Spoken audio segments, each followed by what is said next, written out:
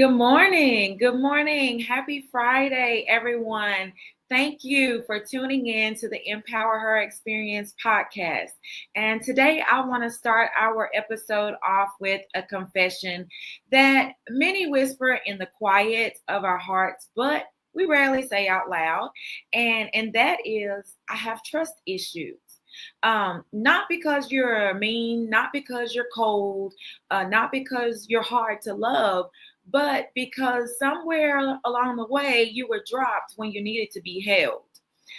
You were lied to when you craved honesty. You were blamed for something that at a time when you were already feeling broken. So if anyone listening right now who has ever felt the same, why don't you just drop "I have" in the chat? And so today I want to hold space for the version of you that still flinches when people get too close. The version that says, "I'm fine," but secretly doesn't know who's safe. The version that shows up strong, but is tired of doing life alone.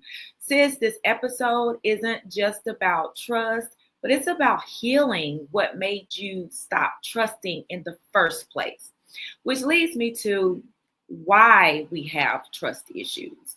So, oftentimes, trust issues are rooted in past betrayals or inconsistent emotional experiences. Our brains become wired to keep us safe. So when we've experienced some type of emotional harm, especially repeatedly, we begin to associate closeness with danger. It's not that you don't want to trust, it's that your nervous system won't let you forget the last time that you did. Some common sources of trust issues are childhood trauma. And this is being emotionally unavailable or unpredictable parents can cause it. Repeated betrayal, infidelity, broken promises, being told that they're going to do something or that this is the last time, and yet it continues to happen. Being manipulated, being controlled by people, being gaslighted by people who keep doing the same thing and making you think that you're the one who's crazy, or who keeps saying things and making you think you heard something wrong that they didn't say it. So, and then abandonment or even rejection, causes you to have vulnerability issues or trust issues. So many of us were taught that love comes with strings or with things. Maybe love looked like being yelled at one minute and then being hugged the next, which often happens in abusive relationships. And that inconsistency, those inconsistent conditions can cause us to distrust not just others, but ourselves. Have you ever heard somebody say, "My picker is off"? And maybe you've said it yourself, "My picker is off." Well, that's because now you've had issues with people violating your trust, till now you have issues trusting yourself that you know how to pick the right people. Because why are you still asking me to trust you when I'm still coughing up water from the last time you let me drown? So, that's the thought process of people who have dealt with inconsistent conditions and distrust in the past. So, with the inconsistency, sometimes we begin to expect betrayal. And I know this sounds crazy, but sometimes we begin to expect betrayal because it's familiar. This is what we just dealt with. It's like trying to find a needle in a haystack, finding a person who we can actually trust, who just won't let us down. So sometimes we begin to train ourselves to expect betrayal. And sometimes we're taught that. I've heard some people say, "Well, I was taught that all men cheat," or "I was taught that you can't trust a woman." So then you go into these relationships expecting betrayal. So our bodies begin to prepare for hurt, even when we're in safe spaces or even when there is no threat of harm. But I want to say, Psalms 118:8 says it's better to take refuge in the Lord than to trust in humans. So God is our reset point when people have broken our trust. And we're going to get into the spiritual side of it a little later. But I want to talk about what these trust issues look like, because sometimes people aren't aware that they have trust issues. Now, sometimes these behaviors can look like hyper independence. This is when I don't need anyone. I don't need anybody. I got this. I'm good. That's hyper independence. Making sure that we hammer that down, that I'm good. I don't need anybody. It can also look like emotional shutdowns. This is, I'm not going to open up because they're going to hurt me if I let them get too close. So emotional shutdown. It can also look like excessive suspicion. This is over analyzing everything, over analyzing messages, over analyzing tones, over analyzing motives, overthinking everything. It can show up as control issues. And this is trying to manage everything in order to avoid being blindsided. Already trying to get in front of things before you can be blindsided, trying to control everything, even the behaviors of other people around us, which is something we cannot do. So I want to give an example. So maybe you meet someone new, and they're a kind person, they're consistent, they're a safe place, but your instinct says it's too good to be true. So guess what happens? You begin to sabotage this connection before it can even bloom. Not because they've done something wrong, but because your trauma tells you that this is danger. You don't want to be cold, but you've learned that it's safer than being crushed.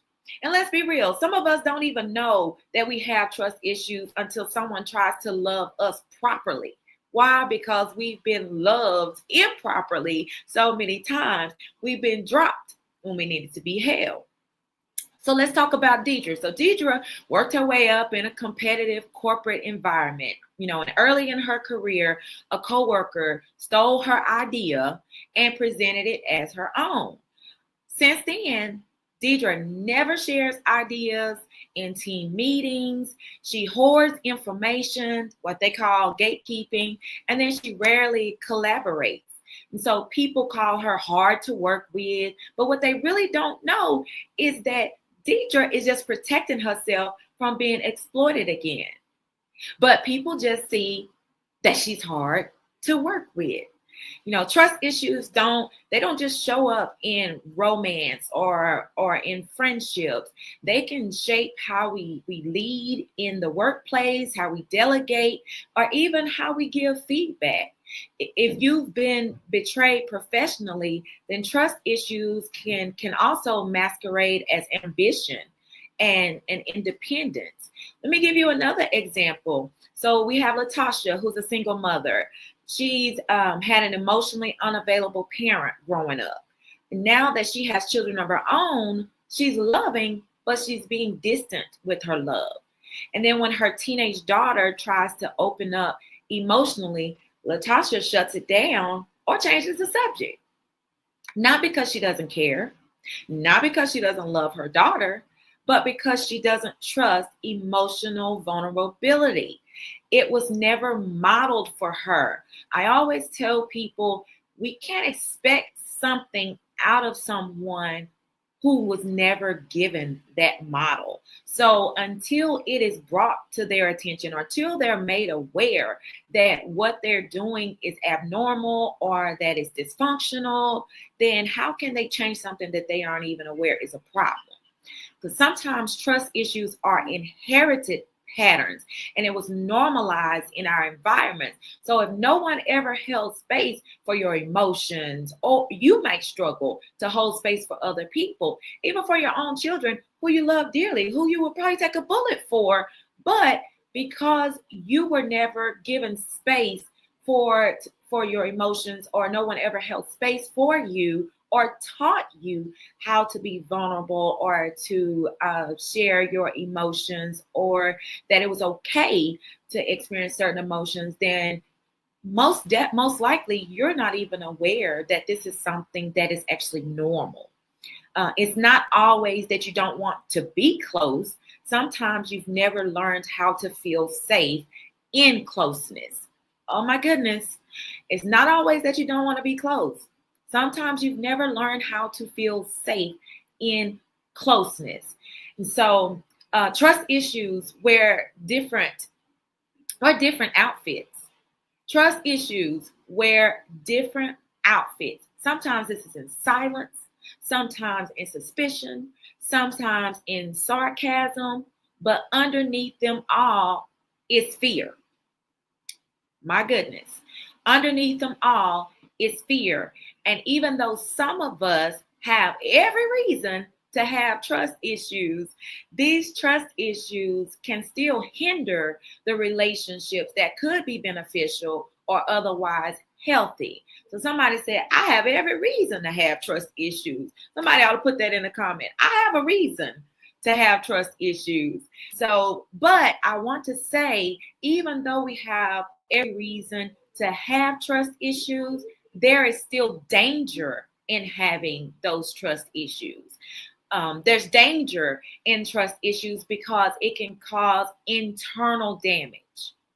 Trust issues turn our inner world into a battleground. We become hypervigilant. We start to overthink everything, constantly questioning ourselves, even in calm moments. So like our bodies, they stay on high alert, waiting for something to go wrong.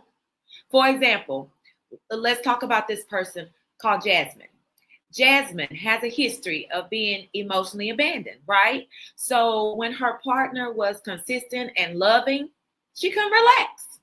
She would replay every conversation in her head, wondering if she said too much. She'd search for red flags where there were no red flags, just in case. So the damage that's happening here is she doesn't feel peace even when she finally feels safe. Even when she was finally safe, she didn't feel peace. Her brain had learned chaos, and peace felt suspicious. Oh my goodness. Her brain had learned chaos, and peace felt suspicious. And so what this is called, it is a survival response, or what we call in counseling a trauma response. This is when you've experienced trauma, your nervous system learns to protect you by anticipating pain. Woo! Oh my goodness, anticipating pain. But in the process, it also hijacks your ability to receive real joy and real intimacy. Somebody ought to put in the chat right now, I want to receive real joy. But what happens is when you have this, when you've experienced this trauma and your nervous system becomes trained to learn how to protect you by anticipating pain, it hijacks your ability to receive the joy and real intimacy. Trust issues will trick you into believing that you are the problem. Oh my goodness. Trust issues trick you into believing that you are the problem. Somebody ought to just drop right now in the comments, I am not the problem. I am not the problem. But the anxiety is actually your body remembering what your heart hasn't healed.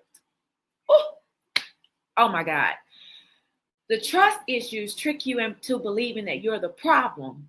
And then the anxiety that you're feeling in your body is actually your body's way of remembering what your heart hasn't healed. Oh my goodness. And so when this happens, trust issues begin to cause relational consequences. Because when we don't trust others, guess what we will have a tendency to do? We have a tendency to sabotage or avoid relationships when we don't trust other people. We project past betrayals onto new people, which means we bleed on people who did not cut us. We won't give people a chance. when we meet them all because of what someone else did. We think everybody has an ulterior motive when some people actually have genuine intentions. So even healthy relationships can become strained because we're expecting them to fail before anything ever even happens, because we are predicting the future based off of past betrayals. Oh my gosh. Somebody ought to say, I am not Cleo. I'm not Cleo. And so let's talk about Monica. Let me give you an example. Monica is a high achieving entrepreneur, and she prides herself on being Miss Independent, okay? But deep down, she wanted support. Still, every time a friend got close, she shut down, she pulled away. Now keep in mind, deep down, she wants support, right? But still, every time a friend gets close, she shuts down. She pulls away. One friend finally said, I feel like I'm auditioning for a role in your life that I'm never going to get. Oh my Lord. Oh my goodness. I feel like I'm auditioning for a part or a role in your life that I am never going to get. Oh my goodness. Now, how many of us wonder if the people in our life feel like they're auditioning for a role that they're never going to get? Why? Because somebody dropped us when we needed to be held. So the result of this is Monica kept confirming her own fear that nobody sticks around. But she was unknowingly pushing people away.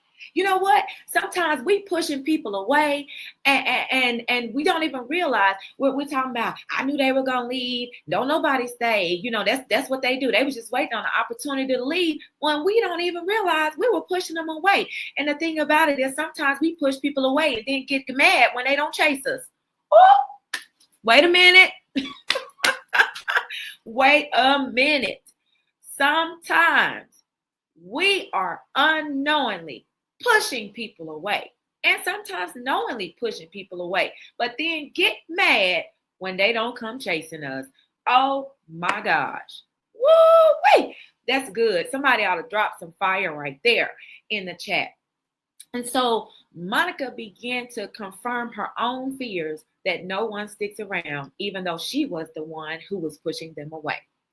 So those are some of the things. And then you have some other common behaviors where you start to test people. Like, let me see if they're going to leave if I pull back.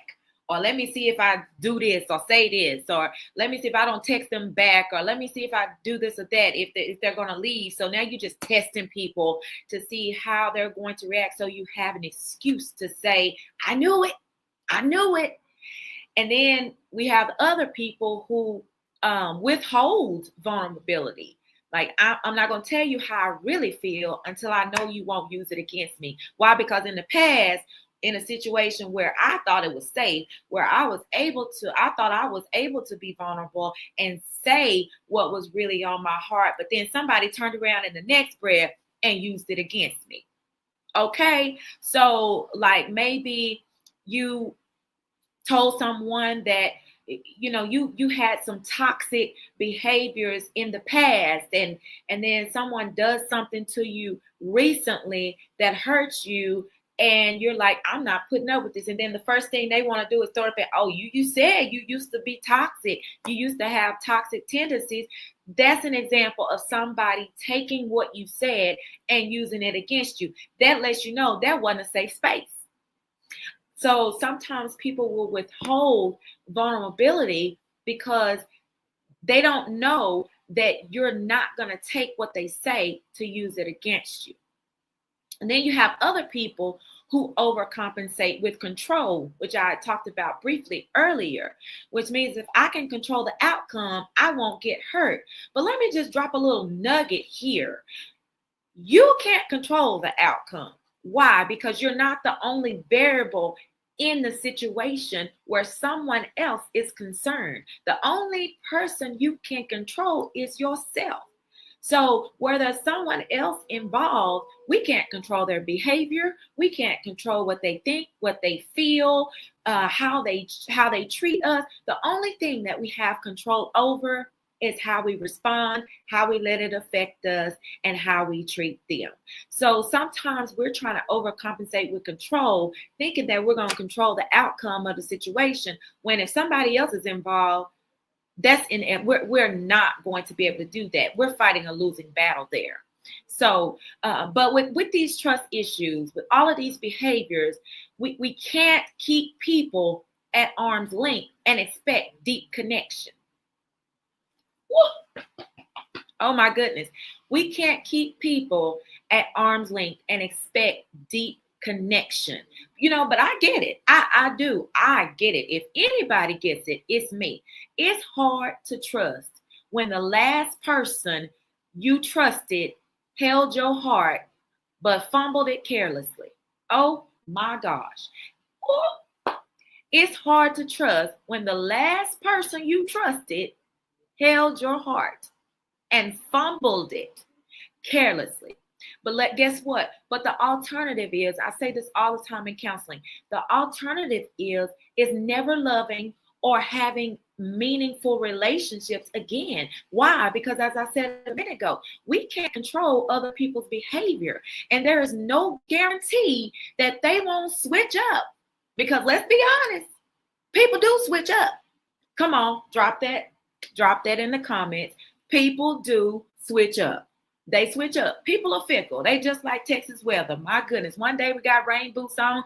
The next day we got on a coat. The next day we got on flip-flops. And then a couple of weeks later, you might have on snow boots. And that's how people are. They are fickle. Drop that. People are fickle. Drop that in the comments. People are fickle.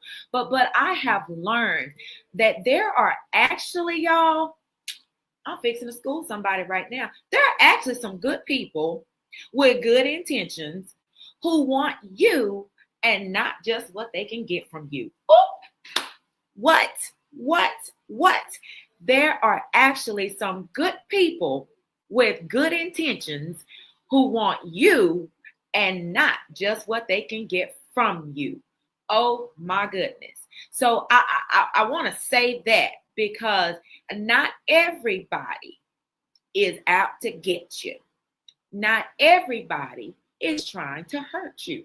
Just because 1, 2, 3, 4, 5, maybe 6 people fumbled you carelessly doesn't mean everyone is going to do that.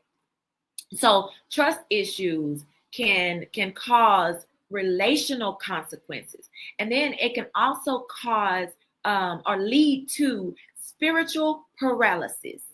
This can happen like if you've ever been let down by misused scriptures, because sometimes people will tailor scriptures to try to attack you, or when scriptures have been used to attack you rather than correct you, to attack you rather than teach you, to attack you rather than to guide you, or maybe you face judgment in a very vulnerable moment where maybe you felt broken and you open your heart to try to tell somebody, and first thing they said, well, you shouldn't feel that way. You're supposed to be a child of God. You need to go somewhere and pray. You're supposed to be saved. And so that's a vulnerable moment where maybe you've fallen or torn to pieces, and someone uses your spirituality against you.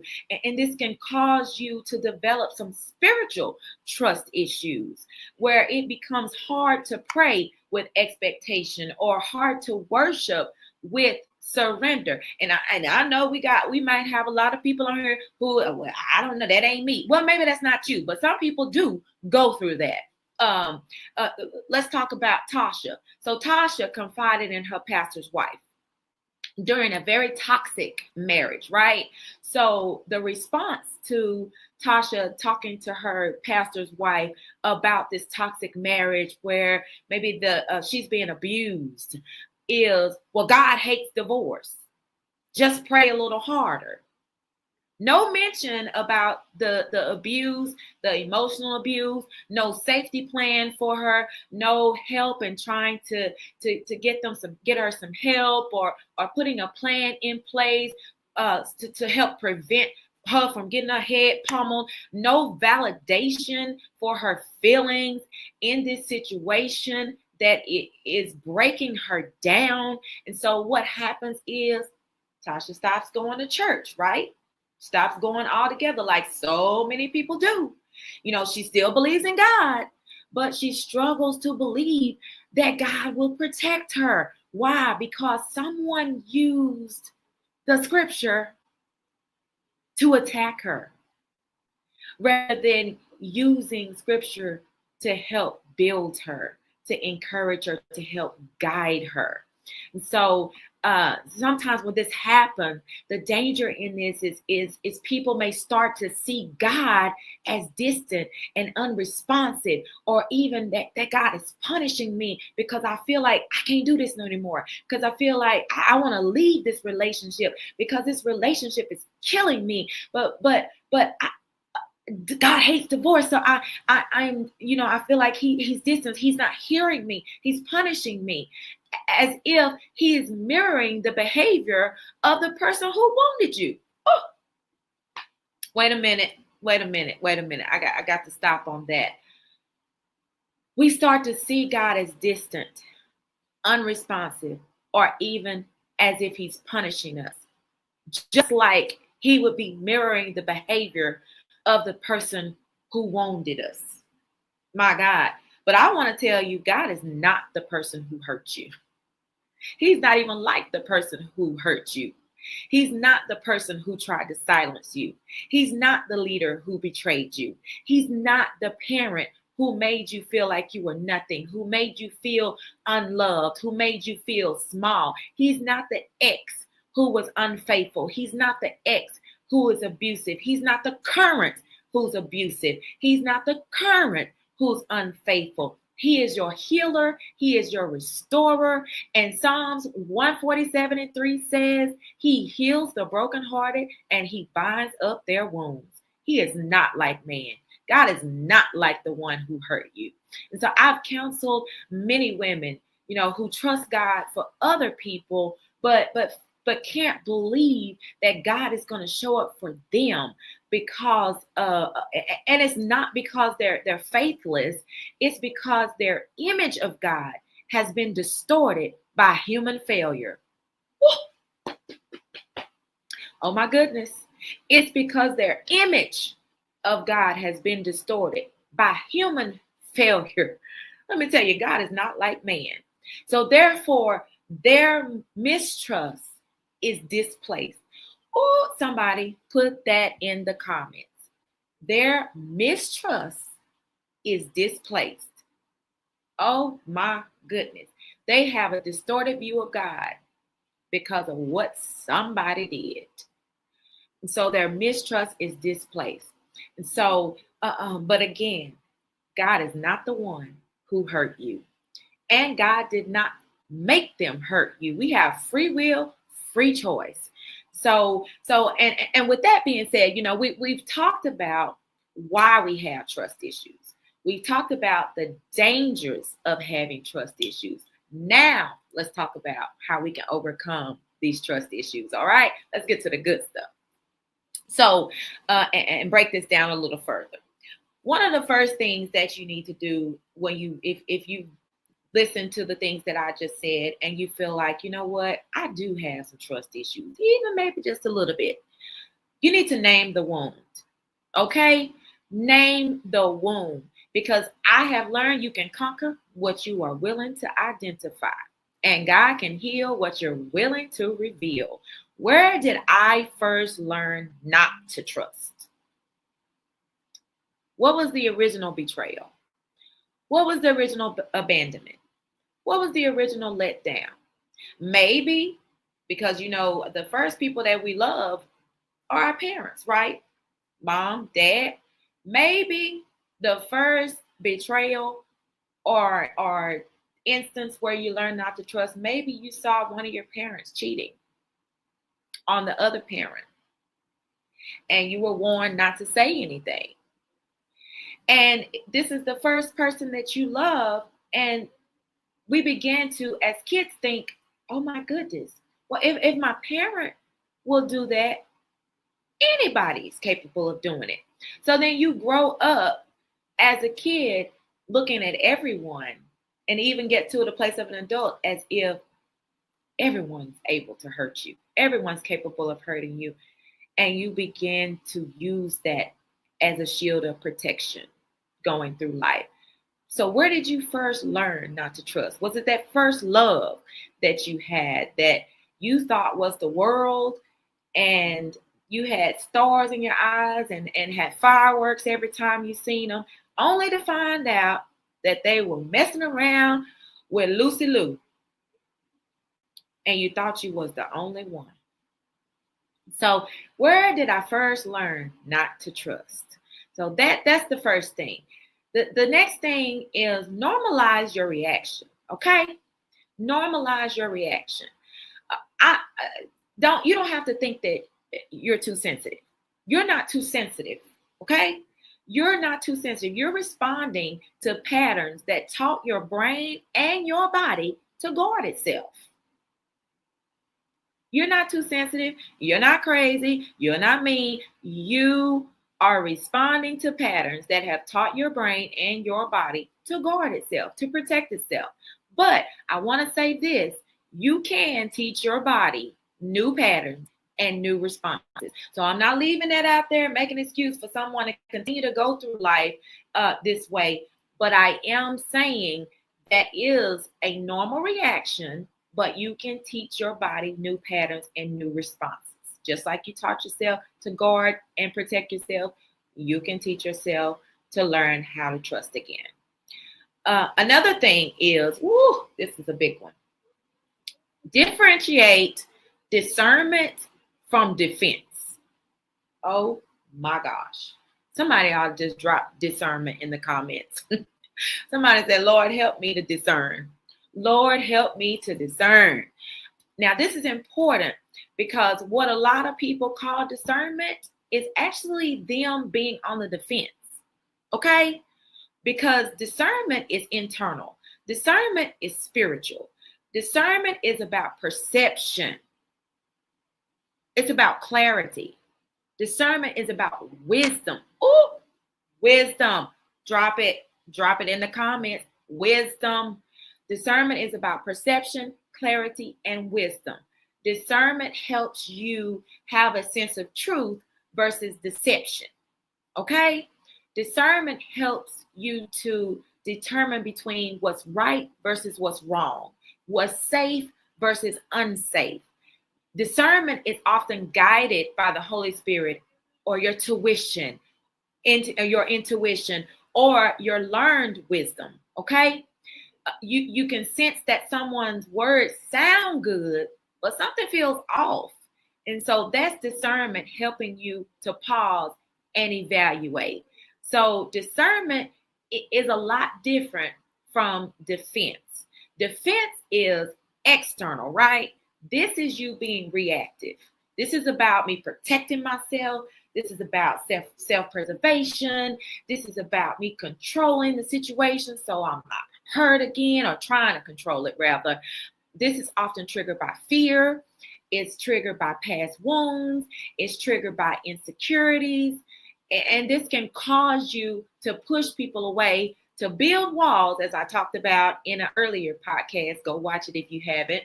To build walls or avoid vulnerability, even when it's not necessary. So when you're on the defense, you can be pushing people away. You can be building walls. You can be avoiding intimacy and being vulnerable with people, even when it's not even necessary. You can shut down emotionally and become combative when someone gets close, not because they've done something wrong, but because you've been hurt before. So simply put, discernment is wisdom driven. Okay? Somebody drop that. Discernment is wisdom driven. Defense is fear driven. Discernment says, I'm going to watch and see what happens. Defense says, I already know this won't work. because of what happened before with someone else. Okay?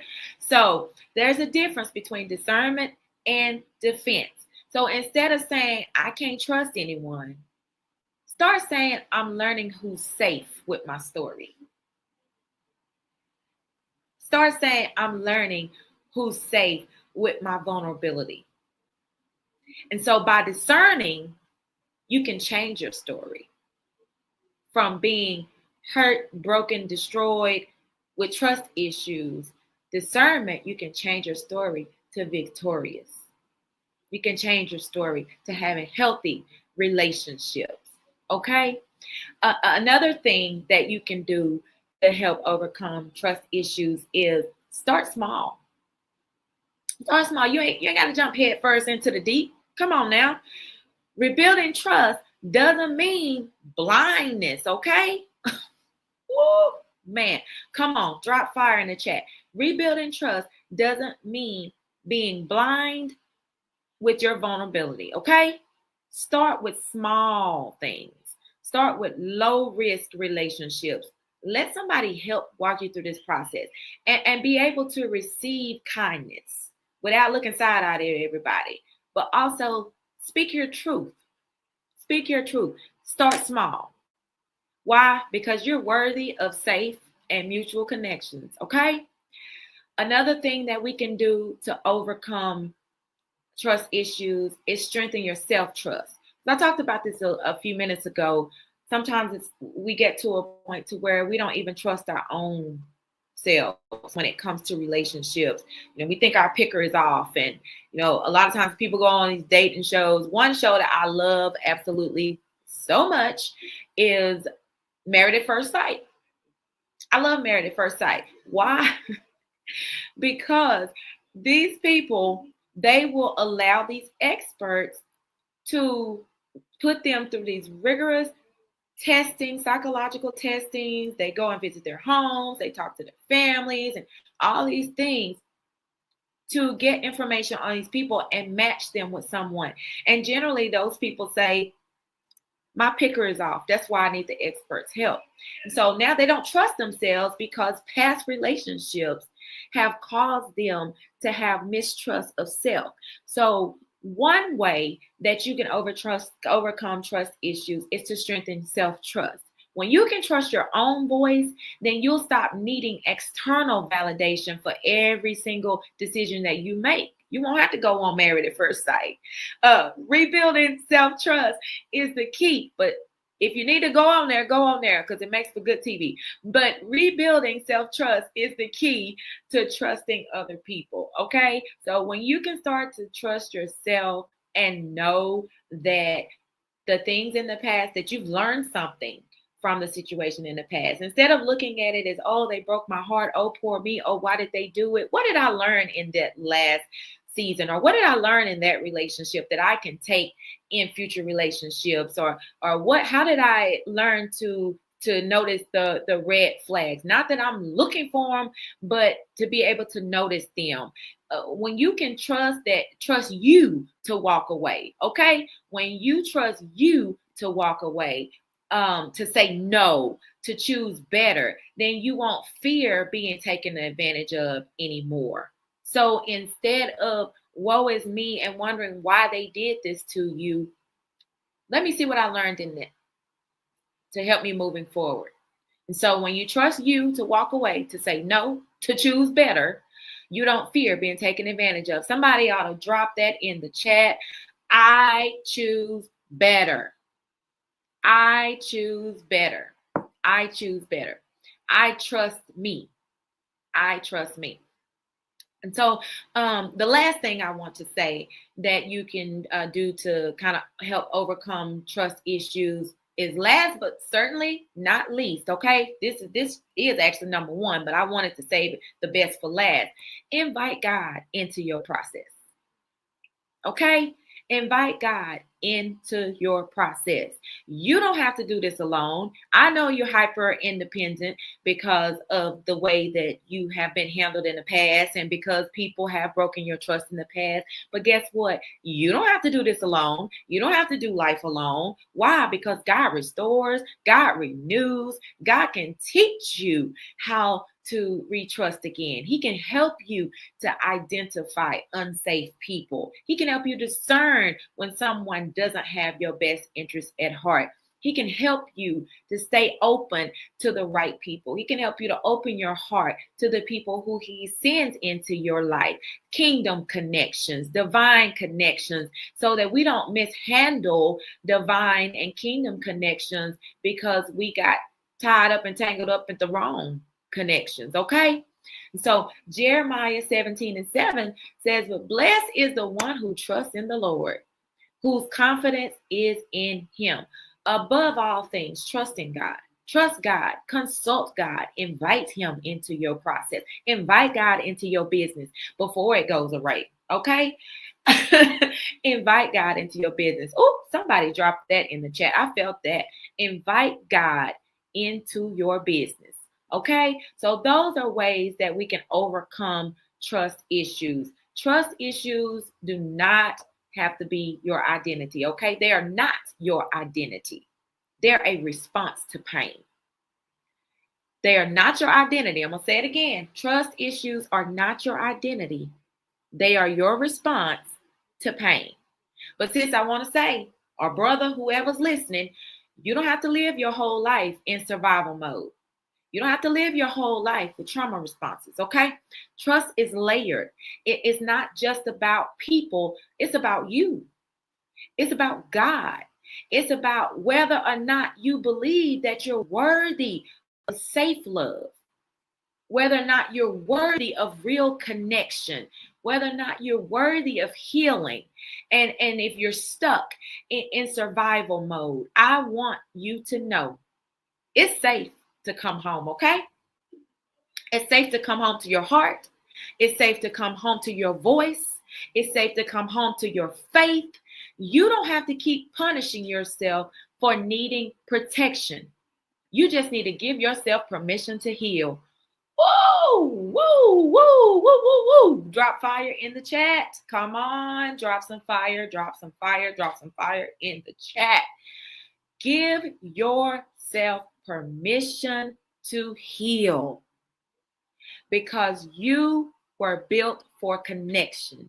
Okay? Why do you think God put Eve in the garden with Adam, even though she messed up? And I will talk to Eve about that when I get to heaven. But you were built for connection, for love, for wholeness. All right? You were built. It won't happen overnight, maybe. It's a process. Just know that. Give yourself some grace. This didn't happen overnight. It's a process. But guess what? There's grace. There's this thing called grace.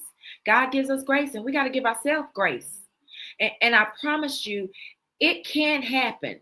You're not too broken to be rebuilt. Woo! Oh my goodness. I want to say that again. You are not too broken to be rebuilt. You can trust again. But most of all, trust in the one who holds the keys to the mystery of who you are. Trust in the one he'll carry you when other people drop you. Trust in God and invite him into your process. So I want to say, if this episode has resonated with you today, I want you to share it with somebody who may be silently carrying trust trauma or betrayal trauma. I want you to share it with them.